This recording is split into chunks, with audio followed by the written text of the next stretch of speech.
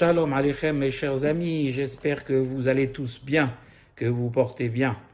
Ce cours il va être dédié à la mémoire d'un ami qui m'est cher, Armand Amran Bar Meir Azeroual chez Niftar les Bet Olamo, un ami vraiment cher, un Baal Hesed, un homme intègre, un homme, un mari extraordinaire, un papa et un grand-père extraordinaire. Abiado, comme on dit chez nous, il est parti dans le Olam Hayemet avec énormément de mitzvot. Il était mahzik des yeshivot, il était mahzik des associations. Il a ouvert son cœur et sa porte à tous les nécessiteux, aux gens qui avaient besoin de lui dans tous les domaines de la Gmilut Hasadim. Le cours d'aujourd'hui, je vais me faire plaisir aujourd'hui. Le cours va être assez long, on va le répartir en deux. On va parler de Hakarat Hatov, c'est-à-dire la reconnaissance. Avant, je voudrais juste demander à tous les auditeurs de continuer à vous abonner à notre chaîne YouTube, d'aller sur notre groupe Facebook également, écouter nos cours sur WhatsApp. Et voilà, TorahDiffusion.ma continue, Baruch Hashem, à faire le maximum pour vous diffuser ces cours de Torah. Et j'espère que ces cours vous plaisent. Alors, bien évidemment, je n'ai pas le nombre d'auditeurs que j'aurais voulu. On m'a dit que le nombre d'auditeurs ne se mesurait pas au vu sur YouTube, mais également comme je suis sur Facebook, etc. Malgré tout, bien j'aurais aimé avoir plus d'auditeurs. Donc, faites passer mes cours à vos amis, vos frères, votre famille, à tout le monde, car c'est une grande mitzvah. Voilà. Je pense que mes cours sont intéressants. Je ne dis pas qu'ils sont toujours réussis, mais je pense qu'ils sont pour la plupart d'entre eux intéressants. En tout cas, ils sont pourvoyeurs d'informations et c'est le plus important. Donc on va tout de suite commencer par un passage de la paracha de Vaïra, dans lequel Abraham énonce quelque chose qui va rester une phrase ou un passouk particulier et qu'on attribuera toujours à lui, qui est celui-ci, Va'anochi afar va'efer. Et il dit à Kadosh Baruch Hu, et je ne suis que poussière et cendre. Bien sûr, on voit tout de suite que par cette phrase, Abraham Avinu énonce sa modestie, son annulation, le fait qu'il ne représente rien et qu'il n'est rien. Abraham Avinu, le père de toutes les nations, celui qui était, Kadosh Baruch Hu appelé Avraham Ahuvi, Avraham mon aimé, lui énonce ça. Et Rashi vient et va nous donner une explication qui va nous interpeller et qu'on va commenter justement. Dans lequel il dit Rashi comme ça. Urva, en parlant d'Avraham, et je vais expliquer, Urva ra'iti ra'u liyot afar al yedei malachim ve'efer al yedei nimrod lule lachamecha asher amduli. Et Rashi dit que quand Avraham dit à Kadosh Baruch Hu, et je ne suis que poussière et cendre, en réalité il dit en sous-entendu d'après Rashi à Kadosh Baruch Hu, et je me tiens aujourd'hui devant toi vivant, alors que normalement j'aurais dû être réduit au stade de la poussière par les Mélachim, c'est-à-dire qu'on sait qu'Avraham Avinu, pour libérer son neveu Lot, a entamé une guerre contre les 4 rois les plus puissants de l'époque et les a battus. Donc, si Dieu n'avait pas été à son secours, dit Abraham, j'aurais pu être réduit au stade de poussière.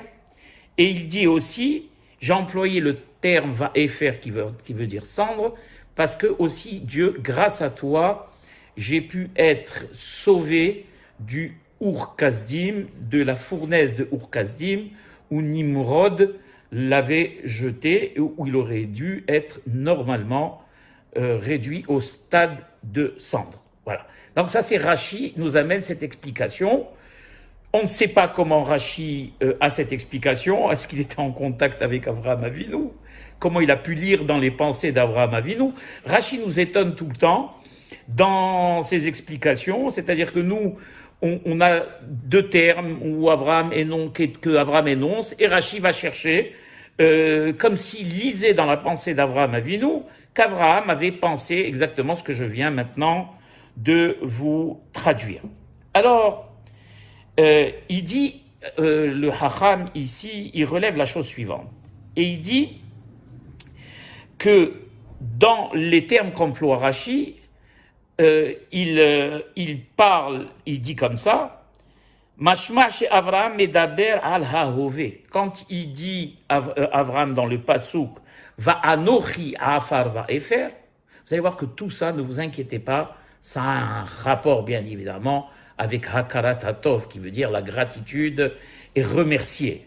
Mais il faut déjà introduire pourquoi et comment, de quelle manière remercier. Et donc pour cela, il faut qu'on comprenne ce qu'a voulu dire Avraham Avinu.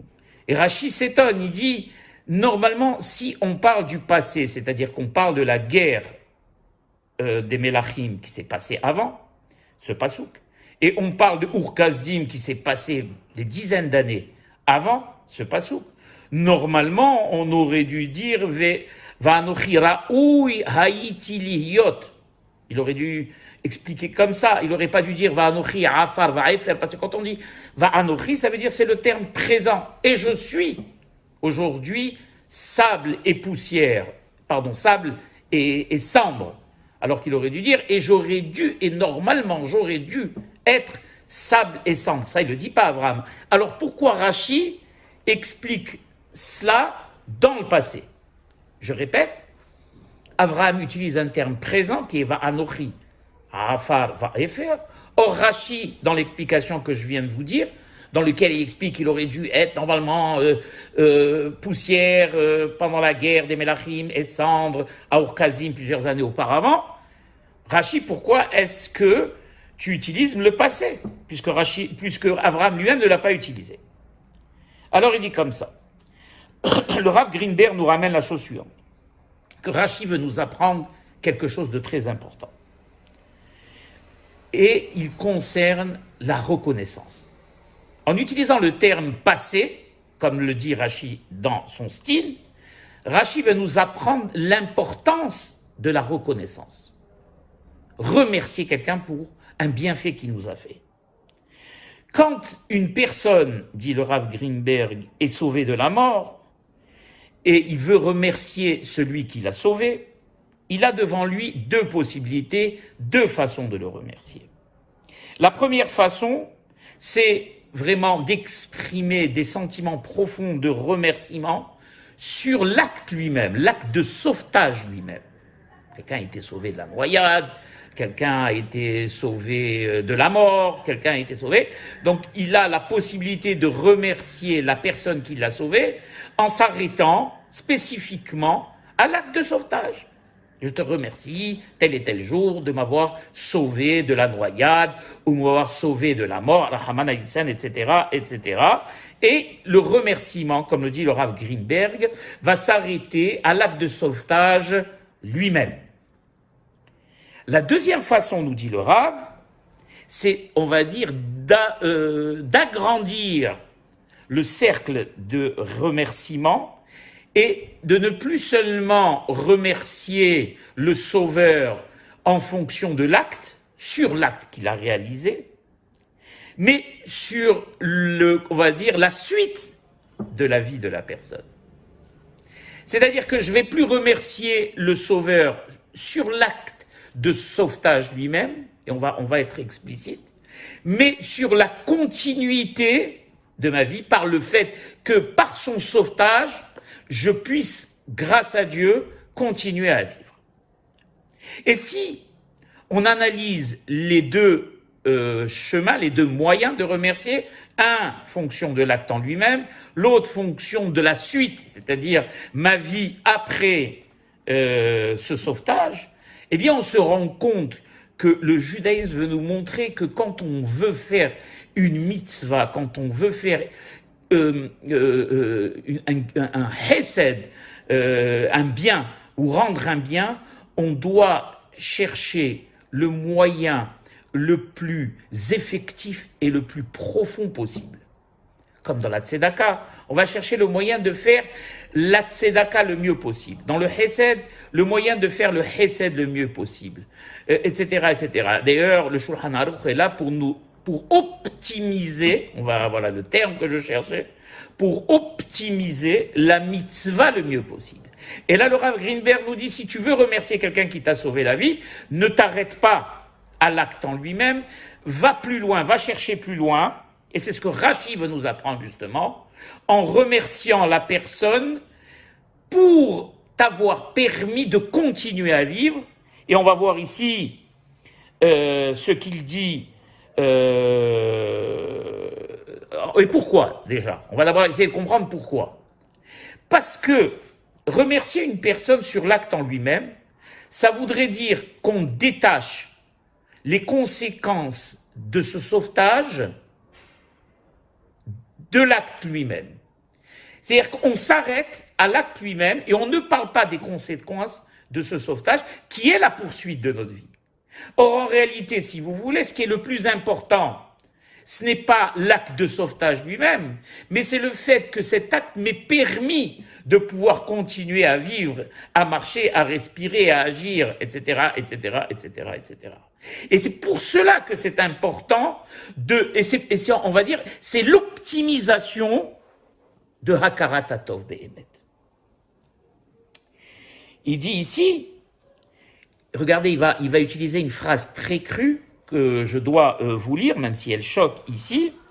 Il dit que, selon cette deuxième façon, le sauvé doit vivre avec la sensation de continuer à vivre comme un mort-vivant.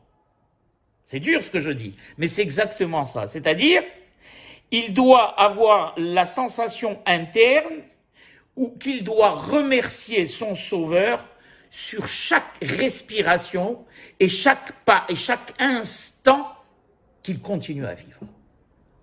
Vous voyez un peu jusqu'où va cette Hakarat Hatov, et pourquoi Hakarat Hatov, le remerciement, la gratitude est aussi importante.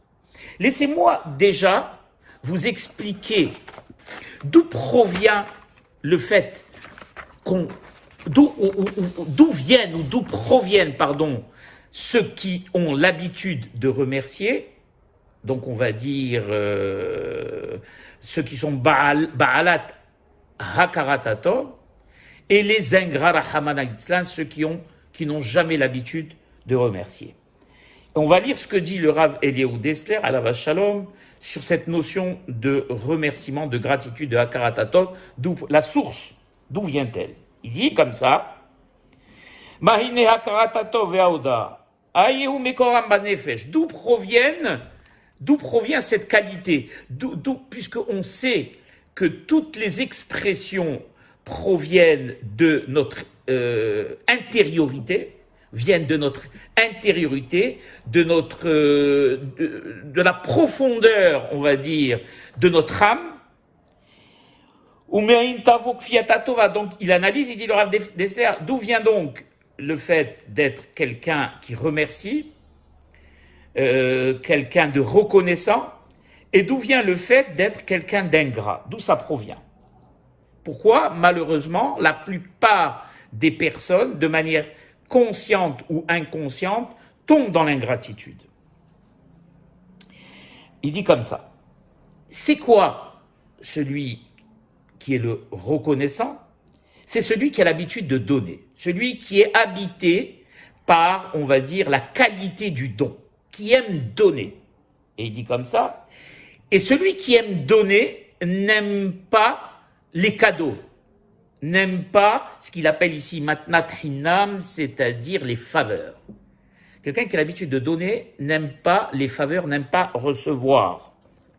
Car sa shifa en hébreu, c'est-à-dire son aspiration, est toujours que de donner. Et de ne jamais prendre et de ne jamais ramener vers lui en retour. Halken, il dit le Rav Dessler, כאשר יגיע אליו דבר מאת רעהו, יתעורר בו הרצון לשלם עבורו. Donc, en conclusion, comme il n'aime pas recevoir, Et comme il perçoit chaque don comme étant une faveur, si quelqu'un lui fait une faveur ou lui fait un cadeau, il éprouve le besoin immédiat de le lui rendre ou de le remercier.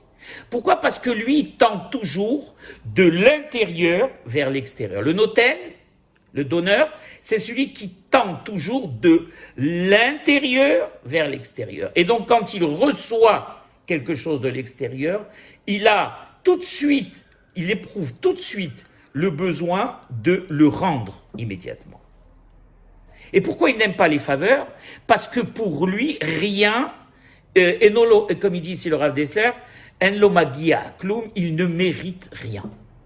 Voilà. C'est le summum, on va dire, de la perfection, de la modestie, de savoir qu'on, dans ce monde, on ne mérite rien et que tout nous vient d'Akadosh Baruch Hu, eh bien, par le chesed le plus complet, par la bonté la plus complète d'Akadosh Baruch Hu. Et c'est ce qu'il appelle chez lui la qualité intrinsèque de Hoda'a, qui veut dire remerciement. Par contre, celui qui a l'habitude de prendre, le preneur, celui-là, d'abord, il va utiliser tous les moyens pour prendre la Hamana, l'Itzlan, il va utiliser le vol, il va utiliser le mensonge, il va utiliser la tromperie, et il va adorer les cadeaux. Celui-là, par contre, les cadeaux, chez lui, sont des bienfaits. Pourquoi? Parce qu'il estime que tout lui est dû, à la différence de celui qui donne. Alors, étant donné qu'il estime que tout lui est dû, quand on lui fait un cadeau, il n'éprouvera pas le besoin de remercier ou de rendre. Étant donné que c'est normal. Quand quelqu'un, par exemple, vient et lui fait une faveur, la réponse de ces ingrats, ça sera de dire, au lieu de remercier la personne, eh bien, moi aussi, à sa place, j'aurais fait la même chose. Eh bien, moi aussi, je mérite qu'il le fasse pour moi, car, et il va sortir telle et telle excuse d'il y a 10 ans, où éventuellement il aurait rendu service, etc., etc. Pourquoi? Parce que le notel, c'est-à-dire le preneur, celui qui a l'habitude de prendre et de ne pas donner, lui, il n'éprouve pas le besoin de rendre la chose. Et il dit quelque chose de très profond. C'est ce qu'on appelle d'ailleurs l'ingrat. La Hamana, c'est la chose la plus grave qui existe. Pourquoi? On va voir par la suite que c'est la chose la plus grave, car quand nous sommes ingrats avec les hommes, fatalement nous devenons ingrats avec Akadosh Baruch Hu, la Hamana. Et il dit ici, si tu vois par le plus heureux des hasards, le notel, le preneur, remercier quelqu'un, n'aie pas confiance en ces remerciements, sache que ce sont des remerciements de tromperie, et c'est de la flagornerie, c'est justement dans le but d'obtenir encore de cette personne plus de cadeaux. Et ce ne sont absolument pas des remerciements sincères. Donc pour conclure, va nous apprendre le Rav Dessler, que la qualité du remerciement et de la gratitude nous vient d'une qualité première qui est celle de l'envie toujours de donner. Et celle, à contrario, de l'ingratitude, nous viendra du défaut majeur qui est celui de toujours prendre sans rien donner. Voilà. On sait, et ce n'est pas un scoop, que Avraham Avinu, lui, sa qualité première qui était celle du Hesed, c'est-à-dire celle du don à l'extrême sans absolument rien attendre en retour. On l'a vu dans toute l'histoire d'Avraham Avinu, où il a passé son temps justement à donner, à recevoir, à nourrir, etc., etc., sans rien demander en retour, si ce n'est qu'une chose qui est tout à fait normale, celle de remercier celui qui est à l'origine de tous les dons, qui est Hakadosh Baruch Hu. Et donc Rashi ici, par cette façon merveilleuse de lire, entre guillemets, la pensée d'Abraham, vient nous dire ici la chose suivante. Si Abraham a utilisé, si j'ai, traduit dans l'expression d'Abraham le terme passé, c'est parce que justement, la meilleure façon de remercier, c'est celle dans lequel, et on va le voir ici, le rapport avec ce qu'a dit Abraham, c'est celle dans laquelle j'exprime mon remerciement, non pas seulement pour l'action de sauvetage elle-même, qui est bien sûr pas à dénigrer, que Dieu en préserve, qui est bien sûr pas à mettre de côté, mais qui n'est rien par rapport au fait au fait, que j'ai pu continuer à vivre grâce à cette action. Si on veut, l'action en elle-même de sauvetage n'est que le moyen qui me permet à moi de me tenir debout encore aujourd'hui et de pouvoir continuer à vivre et bien sûr, in fine, de remercier celui qui en a été l'auteur. Il dit ici, le Rav Greenman, que l'expression de ce que je viens de dire vient justement dans ce que dit Rashi. C'est vrai qu'Abraham a employé le terme Va'anochi afar va'efer, je me tiens devant toi Dieu et je ne suis que poussière et cendre. Mais Rashi nous explique que l'intention d'Abraham c'était de rappeler devant Hakadosh Baruch Hu les nissim dont il a été le témoin et dont il a été l'objet. Puisque Abraham, quand il dit Va'anochi afar va'efer, il ne dit pas à Kadosh Baruch Hu ce que dit Rashi, il dit seulement ça, mais en même temps ça sous-entend que Abraham dit à Kadosh Baruch Hu, je te remercie Dieu du fond du cœur. Pourquoi? Parce que si tu n'avais pas été aujourd'hui là, dans l'histoire de la guerre contre les Arba Melachim et dans l'histoire de Nimrod où j'ai été sauvé du Ur-Kazim, j'aurais pas pu me tenir devant toi aujourd'hui. Aujourd'hui, je suis devant toi du sable ou de la poussière, comme vous voulez, et de la cendre qui marche, qui se tient sur ses jambes. Vous voyez la profondeur de ce que dit Avraham Avinu. Il énonce pas seulement ce qu'on sait, ce qu'on connaît de lui, son extrême modestie, c'est-à-dire qu'il est rien et il s'estime n'être rien du tout et qu'en réalité, il ne voit rien en lui, en qualité, en grandeur, etc., etc. Il dit aussi, et c'est Rashi qui nous le dit, que si je suis non seulement quelqu'un qui, à mes yeux, ne voit rien de grand en moi, mais en même temps, je ne vois rien en grand dans moi. Et si je suis devant toi, c'est parce que j'ai été sauvé par toi dans le passé, pendant la Milhama des Arba Melachim et dans Ur-Kazdim. Le Beth Halevi, qui est un tzaddik hors du commun, le Rav Soloveitchik, il va nous dire la chose comme ça. Il va dire une chose beaucoup plus profonde. Même de l'expression Afar va Efer, qui veut dire poussière et cendre, il y a beaucoup de profondeur. Pourquoi? Il dit si nous prenons l'élément Afar, qui veut dire poussière, cet élément dans son passé n'a aucune valeur. Le sable n'a aucune valeur. Quand est-ce qu'il deviendra un élément de valeur? Quand on prendra ce sable, on labourera, on le sèmera, on l'arrosera et on attendra, eh bien on verra des fruits, des graines, des arbres pousser, du blé pousser, etc. Donc il prendra. Dans son passé, il n'a aucune valeur. Il n'aura de la valeur que dans son futur. Par contre, quand nous prenons la cendre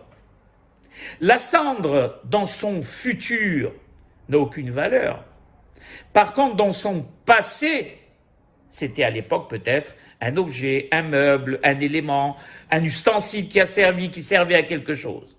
Donc on voit que dans ces deux expressions qui sont Afar va Efer, Avraham Avinu nous exprime le fait qu'en réalité, ni dans son passé, ni dans son futur, il ne s'estime honnêtement représenter quoi que ce soit. C'est extraordinaire, la poterie. Extraordinaire. Et c'est pour cela qu'ils nous disent les Hachamim une très belle chose, que parce qu'il a utilisé cette phrase, cette expression, Va'anochi afar va'efer, on a vu, il n'y a pas que lui qui a utilisé cette expression. D'ailleurs, les Hachamim mettent bout à bout les expressions qu'ont utilisées, par exemple, Moshe Rabbeinu avec Aaron, où il a dit Venahnuma, où David Amelech a dit Va'anochi tola'ad velo ish. C'est celui qui a remporté la palme, c'est Moshe Rabbeinu, où il a dit Venahnuma, c'est-à-dire qu'il est, à la différence d'Avraham Avinu, qui malgré tout, même si la poussière et la cendre ne représentent rien, c'est quand même quelque chose avec lesquels on peut faire quelque chose, de l'argile, fabriquer un objet. Tolaat, c'est vrai que quand David dit qu'il est un ver de terre, Tolaat, on pouvait à l'époque utiliser le rouge carmin pour la fabrication de choses dans le Beth Amikdash. Mais Moshe Rabbeinu, il dit rien, il dit Vanachnouma, nous sommes rien. Le vent, même pas du vent. C'est vrai, mais c'est déjà très beau de dire Vanochi Afar va Efer, et grâce à ça, Avraham Avinu a bénéficié de 2 grandes mitzvot. Quelles sont-elles? Les 2 grandes mitzvot sont le Afar de la Sota, et disent les Hachamim, et le Efer de la Para Adouma. Alors je vais expliquer ce que ça veut dire pour ceux qui n'ont pas l'habitude. Le Afar de la Sota, c'est quoi? Vous savez qu'à l'époque du Beth Amikdash, quand un homme soupçonnait sa femme de s'être isolée avec un autre homme, et que cette souffrance le torturait, et ce doute le torturait, et il ne savait pas si cette femme, malheureusement, l'avait trompé, elle avait eu le temps de faire des choses interdites avec cette personne. Donc, cette angoisse le torturant, il prenait sa femme et il l'amenait devant le Kohen Gadol, et le Kohen Gadol demandait à cette femme de dire la vérité, et si cette femme ne voulait pas avouer, alors on prenait du afar, c'est-à-dire de la poussière, ou du sable, de la hazara, et on la mélangeait avec de l'eau vive, de l'eau lustrale. Le Kohen Gadol inscrivait le nom de Dieu, un nom d'Akadosh Baruch Hu. De là, on apprend qu'Akadosh Baruch Hu aime tellement le shalom qu'il accepte qu'on inscrive son nom et qu'on le jette dans l'eau lustrale, même s'il doit. C'est facile, on voit qu'Akadosh Baruch Hu, il est mohel al kvodo pour le bien du couple. D'accord? Et on donnait à boire cette eau lustrale, cette sota, à la sota. Sota en hébreu, ça veut dire une femme qui est soupçonnée d'adultère. L'istot en hébreu, c'est dévier. Parce que même si en réalité elle n'avait rien fait de mal, le fait déjà de provoquer des soupçons est en soi quelque chose de mal. Et de s'isoler avec un homme, c'est formellement interdit, comme la halakha le dit, on le sait. À part dans certaines conditions, ça je vous invite à regarder la halakha.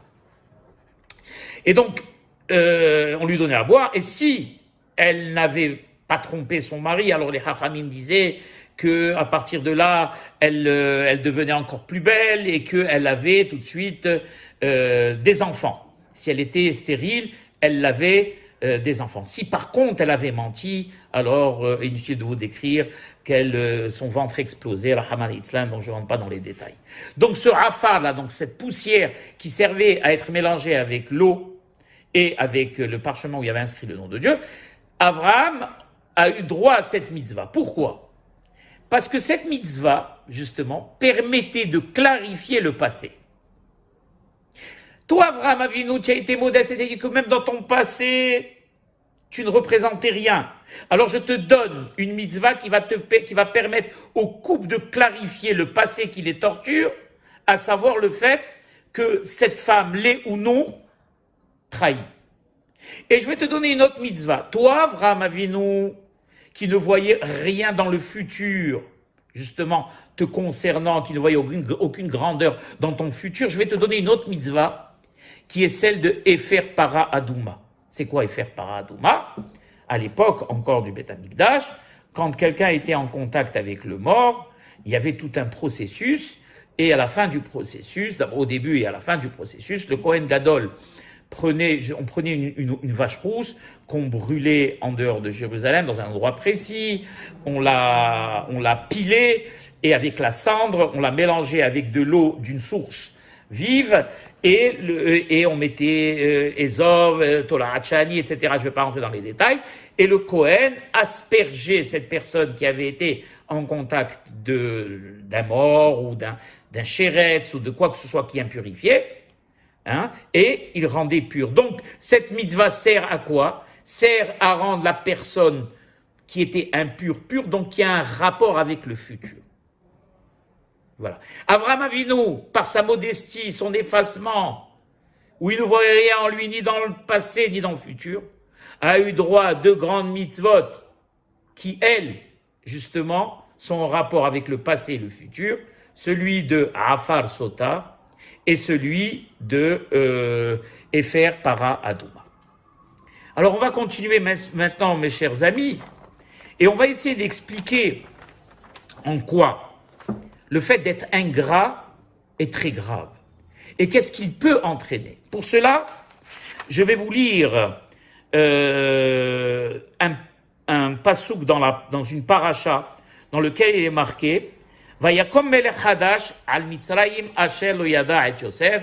Ça concernera, on va voir dans le livre de Shemot, le moment où malheureusement Yosef est décédé, et la paracha nous dit Vayakom melech hadash al Mitzrayim, et vint un nouveau roi sur l'Égypte qui ne connaissait pas Yosef. Hachamim s'étonne. Yosef qui a vécu, je crois, si je ne me trompe pas, 80 ans en Égypte, qui a amené les bienfaits grâce à lui, disent les Hachamim, que le Nil débordait et que les cultures étaient irriguées et qu'il a amené la richesse à l'Égypte. Il ne faut pas oublier qu'à cette époque, la seule nation, le seul pays où il n'y avait pas de famine, c'était l'Égypte. C'est ce qui a amené d'ailleurs les frères de Joseph à venir en Égypte pour acheter du blé. Enfin, vous connaissez toute l'histoire.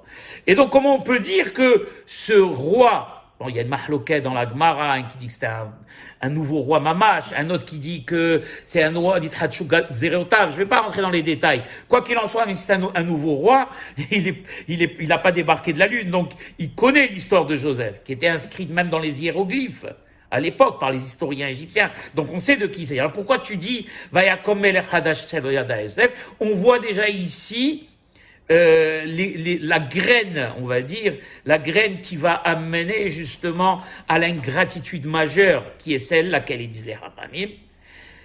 Celui qui est ingrat avec les hommes, le sera fatalement, et ce même roi dira, quand Moshe se présentera devant lui, Mi Hashem Hashem Eshma Bikol. Toi, tu te présentes, il dit à Moshe, avec la carte de visite d'un Dieu. Qui est ce Dieu? Je regarde dans mes registres, je ne vois pas de Dieu, je ne connais pas ce nom. Qui est-il pour que j'écoute sa voix? De là, Haramim dit, celui qui commence à être ingrat avec les hommes, le sera fatalement avec Dieu.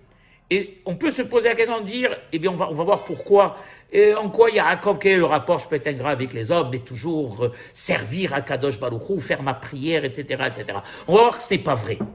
Que ce n'est pas vrai, parce que quand on s'habitue au mal, automatiquement, le mal ne se limite pas à une action, à un genre, mais il prend possession de la personne qui devient elle-même mal et qui se comporte mal, non seulement avec les hommes, mais bien évidemment également dans son service divin. Mais ça, peut-être qu'on en parlera tout à l'heure, car aujourd'hui, je me suis permis de faire un cours beaucoup plus long, mes chers amis. Je me fais plaisir et j'espère que je vous fais plaisir. Et que celui qui voudra l'écouter jusqu'au bout, Baruch Haba, celui qui ne voudra pas l'écouter jusqu'au bout, Baruch Haba, il apprendra dans les 5, 10, 15 premières minutes déjà quelque chose, je l'espère. Et dans l'exemple suivant, Abba Rabbi Avin, il nous dit la chose suivante, Machal, je vais donner l'exemple de quelqu'un qui a lapidé l'aimé du roi, l'homme de confiance du roi. Le roi, apprenant ça, il demande à ce qu'on coupe la tête à celui qui a lapidé son ami. Pourquoi? Parce qu'il dit, le roi, s'il a lapidé mon ami, demain, il me fera exactement la même chose. C'est exactement ce même exemple. Si le roi d'Égypte dit, en parlant de Yosef, qui a fait tellement de bien au Ham Israël, Vayakom melech hadash yada et Yosef, alors fatalement, et c'est ce qui est arrivé, il dira, Mi Hashem Asher Eshma Bikol.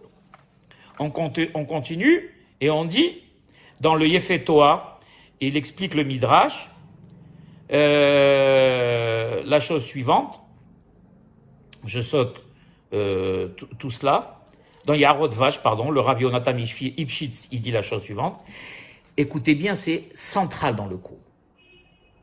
Chez Shoresh Kol Hamidot Haraot Mikoro Bikfiyu Tova, la source, mes frères et mes sœurs, de tous les défauts, provient de l'ingratitude. Clair et net. Quelqu'un d'ingrat ne pourra jamais dire qu'il a des qualités. Car même ces qualités, étant construites sur ce défaut majeur qui est l'ingratitude, eh bien seront des qualités, comment pourrais-je dire, des qualités d'apparat, de fausses qualités, des qualités d'apparence. mais pas des qualités réelles et qui tiennent. Et il dit, je continue, et il dit, celui qui veut être assuré de ne jamais fauter, ou de fauter, mais vraiment difficilement, eh bien c'est celui qui n'est pas kafouï tova, c'est celui qui n'est pas un ingrat. Et pourquoi? C'est simple et logique.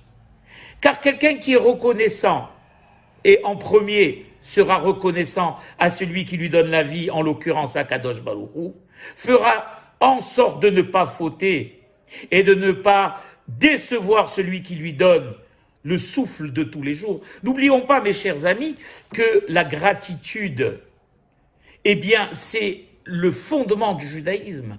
La première des choses que nous faisons le matin en nous réveillant, la première des prières, tout le monde la connaît, même celui qui ne va pas à la synaire, même celui qui n'est pas très religieux, le sait, il a appris à l'école depuis tout petit. C'est modé ani lefanecha melech hay vekayam, shinatata li nishmati behem laraba emunatecha. Modé ani lefanecha melech hay vekayam, je te remercie à Kadosh Baruch Hu d'avoir fait en sorte de m'avoir restitué mon âme, car on sait que pendant la nuit, il n'y a qu'une infime partie de l'âme qu'on appelle le nefesh, pour nous maintenir en vie, qui reste dans notre corps. Le reste monte auprès d'Akadosh Baruch Hu, où certains hachamim de la Kabbalah nous expliquent que tous les soirs nous sommes jugés, et au matin, Akadosh Baruch Hu peut la garder, cette âme. Pourtant, Behem là-bas, grâce à sa bonté, eh bien, il nous la restitue.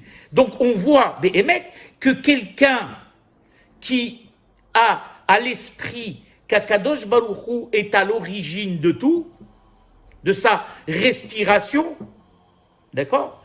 Eh bien, de sa respiration, du fait qu'il se meuve, du fait qu'il puisse travailler, du fait qu'il puisse manger, du fait qu'il puisse bouger, du fait qu'il puisse rigoler, d'ailleurs, s'il n'est pas convaincu qu'il aille dans les hôpitaux, Rahman al-Islam, et qu'il se rende compte que Dieu en préserve des personnes qui ne peuvent pas respirer, ou qui sont gravement malades, ou qui ne peuvent pas marcher, ou qui ne peuvent pas parler, ou qui peuvent... Les choses que nous pensons comme étant naturelles, parce qu'elles nous habitent tous les jours, qu'on a oubliées, et qu'on ne qualifie plus de miracles, eh bien, malheureusement, peuvent induire en nous l'erreur de penser que cela nous est dû.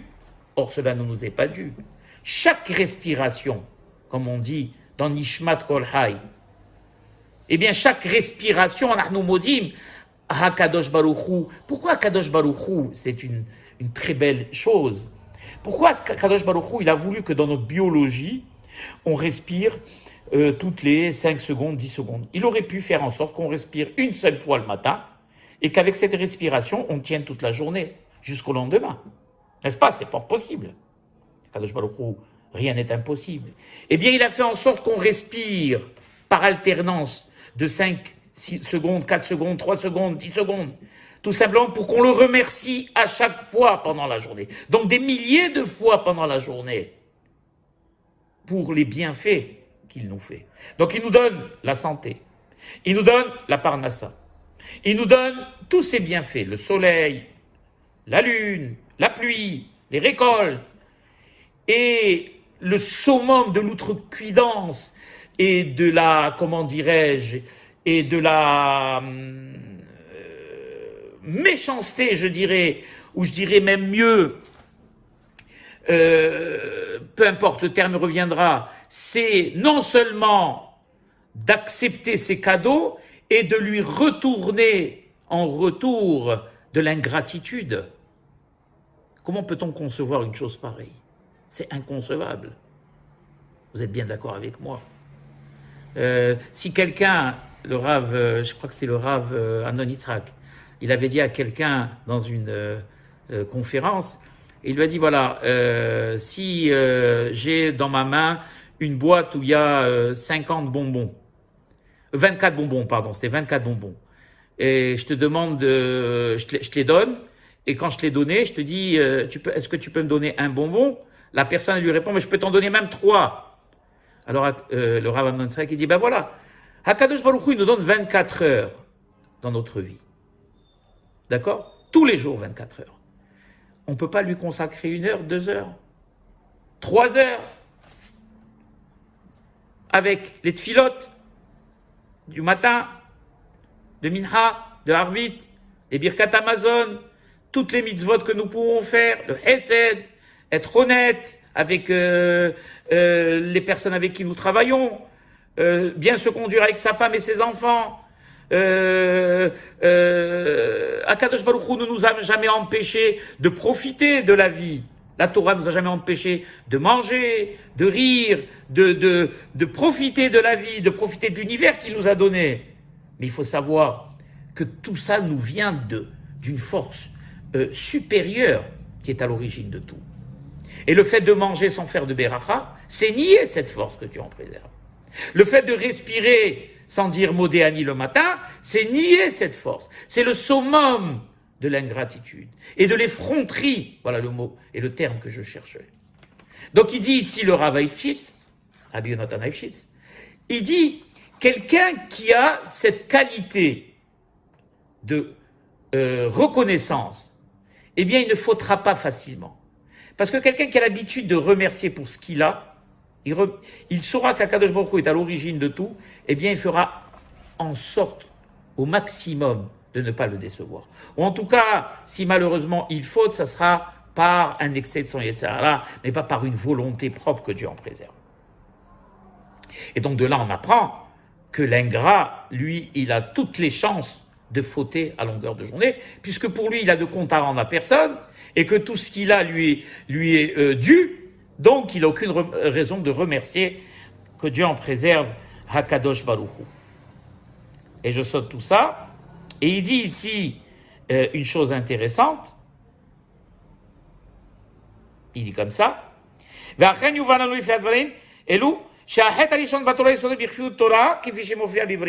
il nous apprend ici que la première faute qui a été commise dans le monde, c'est justement l'ingratitude. Et par qui elle a été commise en premier? Par le Nahash HaKadmon, par le serpent.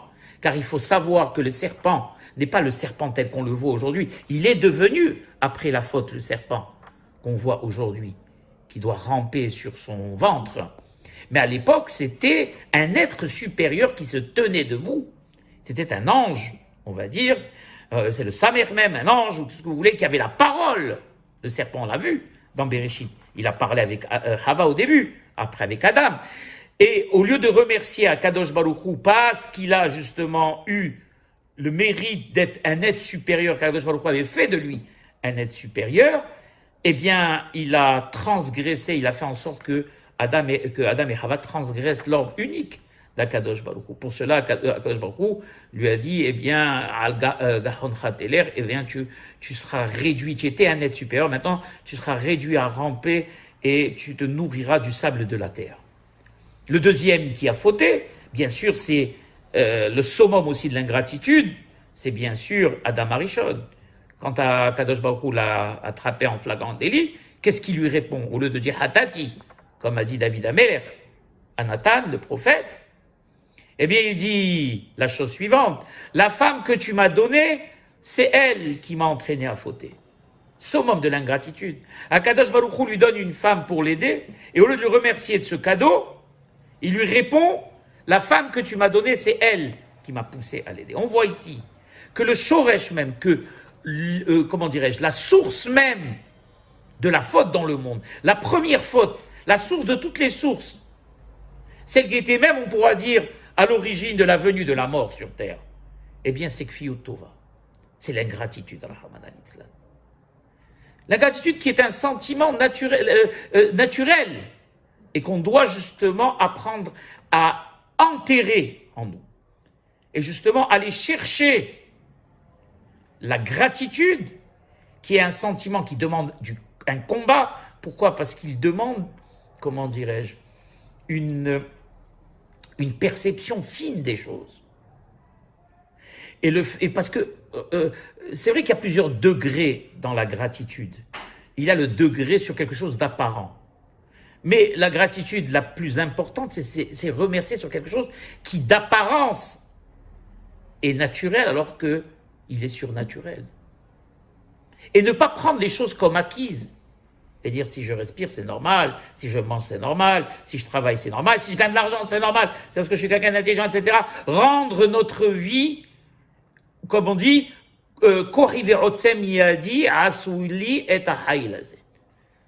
tous ces biens que j'ai amassés, c'est grâce à la force de mon poignet. Et ça, malheureusement, comme il y a marqué que Israël s'était engraissé, Vaishman Yeshurun, Vaivrat. Et Yeshurun, qui est Israël, s'est engraissé et il a donné Kivyachol Hamana un coup de pied à celui qui est à l'origine de ses bienfaits. Et il dit aussi le Rav Eibshitz, il dit que l'origine aussi, même de l'origine de l'ingratitude, nous vient d'un défaut majeur qui est celui de l'orgueil. Quelqu'un de modeste, comme Avraham Avinu, ou quelqu'un qui a l'habitude de remercier, on l'a expliqué tout à l'heure dans l'explication du Rav Dessler, c'est celui qui a l'habitude de donner et celui qui est persuadé que rien ne lui est dû et qui n'attend rien de personne et qui n'attend aucune faveur de personne parce que pour lui rien ne lui est dû. Eh bien, cette façon de voir les choses provient de cette mida qui est celle de la hanava. Quelqu'un qui, lui, à contrario, est ingrat et veut toujours prendre et ne jamais rien donner, c'est quelqu'un justement qui pense tout mériter, et d'où lui vient cette sensation, eh bien d'un orgueil démesuré. Et c'est pour ça qu'il dit aussi une chose qui est difficile et qu'il faut expliquer dans Yahot Vash. Il est marqué, je crois, c'est dans Masechet Brachot, il me semble, quelque chose que à l'époque je vivais, difficilement explicable. Et quand on la lit comme ça, de manière crue, on n'arrive pas à la comprendre. Vous savez que dans la Hamida, il y a un moment où on dit Modim Anachnoulach. On doit se pencher pour dire Modim Anachnoulach. On doit se pencher. On dit à Kadosh Baruch Hu, nous te remercions Dieu et on énonce tous les bienfaits qu'il fait dans la Hamida, etc., etc. Ils disent les Hachamim, celui qui arrive à cette Beracha et qui ne se penche pas. Alors il y a des halachot. Quelqu'un qui est malade, qui est vieux, alors il peut se pencher un petit peu. En tout cas, il faut faire le geste de se pencher. Pour quelqu'un qui est jeune, il faut carrément, ils disent les Hachamim, se pencher, c'est qu'on entende les vertèbres craquer. Alors ils disent les Hachamim, celui qui ne se penche pas à cette Hamida, eh bien sa colonne vertébrale se transformera en serpent. À l'époque, c'était dur. Si on dit ça à des gens qui n'ont pas l'habitude, ah voilà, toujours la Torah nous sort des trucs comme ça. Mais non, c'est facilement compréhensible après tout ce que je viens d'expliquer. Ça veut dire quoi? Ça veut dire que comme le serpent a été, lui, le premier à l'origine de l'ingratitude, et que, justement, il n'a pas remercié Akadosh Baruch Hu, qu'il avait fait être suprême, il se tenait sur ses deux jambes, et que, en conséquence, par punition, il est devenu un serpent qui rampe et qui ondule sur terre. Alors, quelqu'un qui ne remercie pas Kadosh Baruch Hu à Modim, eh bien, n'est pas mieux que ce serpent, ce Nahash Hakadmon Rahamana Litzlan. Et il y a une chose aussi très intéressante qui dit, dans le Modim, mais ce n'est pas le même que le nôtre, dans le Modim chez les Ashkenaz, le Rasolovici qui dit, Bet Levi, dans la Tefila de Shabbat, ça c'est très intéressant aussi. Et c'est sur ça que je vais conclure. Il dit comme ça. On arrive dans Shabbat, on est dans Mishpat Kol Chai, on dit Ameulal Berov Atishpahot. Nous, on ne dit pas, je crois, Ameulal Berov Atishpahot, on dit Ameulal Batishbahot. C'est quoi Ameulal Berov Atishbahot? Et le Rav Eibshitz, il dit, on ne dit pas, Soloveitchik, pardon, il dit, on ne dit pas, on aurait dû dire, mais Kol Hatishbahot. C'est quoi Ameulal? Quelqu'un qui est, comment on dirait, adulé et loué, pardon, pour tous ses bienfaits. Et on le loue de toutes nos louanges. Hameulal, qui vient du lachon Hallel, qui veut dire louer. Hatishbahot, c'est bien du Sheva, remerciement. Normalement, on aurait dû dire Hameulal Bechol Hatishbahot. On dit Hameulal Berov Hatishbahot, il dit le Rav Eibshitz. Pourquoi? Tout simplement, il dit une chose très intéressante. Il dit, c'est vrai que Akadosh Baruch Hu, il est à l'origine de tout. De tous les shvachim. C'est de lui que tout vient. Mais malgré tout, il a des shlichim à Kadosh Baruch Hu. Il a des messagers qu'il a mis sur terre et qui peuvent être les intermédiaires, on va dire, de ses bienfaits à lui. Regardez dans la Gemara, c'est ramené dans la Masechet Megillah. Il dit que la personne, pourquoi on n'aime pas remercier une autre personne, que Dieu en préserve, parce qu'il dit comme ça, il dit, s'il m'a rendu service, c'est parce qu'il a eu un intérêt à me rendre service. Et donc la personne hésite à remercier une autre personne. Il dira, je vais remercier moi, Kadosh Baruch Hu. Qu'est-ce que j'ai besoin, moi, de remercier la personne qui est son intermédiaire? Et s'il l'a fait, c'est parce qu'il lui aussi tire un intérêt. Or, la Gemara, elle vient dans un autre endroit et elle nous dit, Hamra le marev et tivuta le shakir. C'est une très belle phrase. Qui veut dire, le roi, c'est vrai que le vin appartient au roi. Mais le bienfait appartient au maître échanson ou celui qui nous sert ce vin. C'est vrai que le vin nous provient d'Akadosh Baruch Hu, mais il y a un serveur qui nous l'a amené. Et ce serveur, on doit le remercier également. Et ne pas dire, finalement, qu'est-ce qu'il fait? Il ne fait qu'amener le vin qu'on lui a donné à servir. Et pourquoi est-ce que je vais le remercier? Ils disent les Hachamim, parce que si tu ne remercies pas le serveur, tôt ou tard, tu ne remercieras pas Baal Habayit aussi, le maître de maison. Et même si le serveur est payé pour te servir, et tu pourras dire que c'est grâce à moi qu'il a un travail, et s'il me sert, c'est parce qu'il tire lui aussi un profit de ce travail, tu dois malgré tout le remercier. Et c'est pour ça que dans la prière, on dit Hameulal Berov HaTishbahot. C'est-à-dire qu'on dit comme ça. On dit pratiquement toutes les Tishbahot vont vers Akadosh Baruch Hu, mais pas toutes.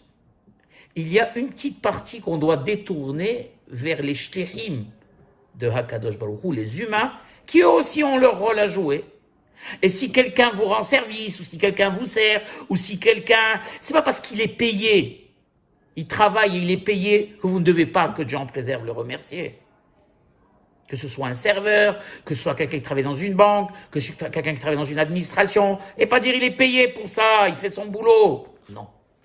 Pourquoi, Rabotai? Et ça, c'est avec ça que je vais conclure. Car quand on s'habitue à être ingrat, eh bien, on devient ingrat. Ça veut dire quoi?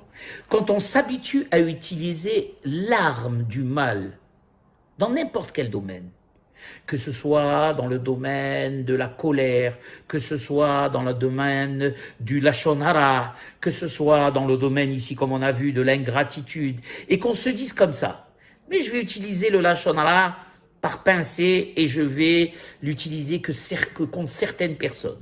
Ou je vais utiliser la méchanceté que contre ceux qui me font du mal. Ou je vais utiliser l'ingratitude contre ceux qui sont payés ou contre ceux qui m'ont rendu service. Je n'ai pas besoin de les remercier. Ils disent les Hachamim, quand on utilise l'arme du mal, on devient soi-même mal. S'habituer à faire du mal, eh bien, on fera tout le temps du mal. C'est pour ça qu'il y a cette fameuse phrase que je ne comprenais pas, mitzvah gorelet mitzvah, ve'avera gorelet avera. C'est vrai que si on la prend textuellement, c'est qu'une mitzvah en entraîne une autre. Une mitzvah, quand on la fait, elle crée une énergie et elle provoque la venue d'une autre mitzvah. Et à contrario, une avera hasveralila. Elle amène aux autres. Mais ça veut dire autre chose pour moi. Ça veut dire que avera ou mitzvah gorelet mitzvah, c'est-à-dire que quand on s'habitue à faire le bien, on s'entraîne à faire le bien, on commence un petit peu, et après on fait du bien, on devient le bien, et on fait tout le temps le bien. Par contre, que Dieu en préserve, quand on choisit l'arme du mal, et quand on choisit d'utiliser les armes du mal, qui sont la shonara, qui sont l'ingratitude, qui sont la méchanceté, même quand on pense pouvoir contrôler cette arme et l'utiliser à bon escient, entre guillemets, eh bien elle s'empare de nous et malheureusement nous amène à l'utiliser tout le temps, que Dieu en préserve. J'espère que ce cours vous aura plu, Be'ezat Hashem, et que vous en aurez tiré profit, et que j'aurais pu modestement vous expliquer, on va dire, quelque peu le fondement même de la gratitude, du remerciement de Hakarat Hatov, qui, selon moi, et selon ce que nous disent ici les Hachamim, sont le fondement même du judaïsme. Baruch Adonai Le'olam. Amen ve Amen.